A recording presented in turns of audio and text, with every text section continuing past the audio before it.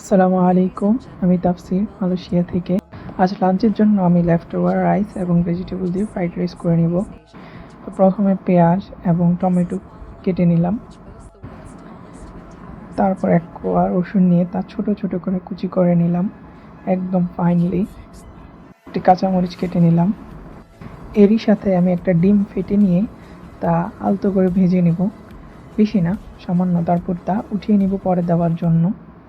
একই প্যানে আমি গার্লিক সটে করে নিয়ে তার উপর সব দিয়ে হালকা করে ভেজে নেব। তারপর চিকেন ফ্রাইয়ের কিছু অংশ অ্যাড করে দিব। চিকেন ফ্রাইটা আমি কিনে আনি বাইরে থেকে 4 রিঙ্গিত দিয়ে। তারপর লেফট ওভার রাইস, এর উপর সয়া সস এবং সামান্য এমএসজি দিয়ে নিব। আসলে মালয়েশিয়ায় ফ্রাইড রাইস একটি জনপ্রিয় খাবার। এখানে বলে নাসি গোরেং। তো মালয়েশিয়া আবার আঙ্কেল রজারও থাকে, যিনি আসলে ফ্রাইড রাইসের কী বলা যায়, মানে মাস্টার বলা যায়। জানি না উনি আমার এটা অ্যাপ্রুভ করবে কি না, বাট যাই হোক, তৈরি করে নিলাম আমার ফ্রাইড রাইস।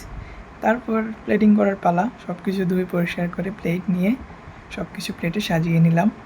তো যা বলছিলাম যে চিকেনটা আমি আসলে বাইরে থেকে কিনে আনি, চিকেন ফ্রাই করার মতো সময় ছিল না।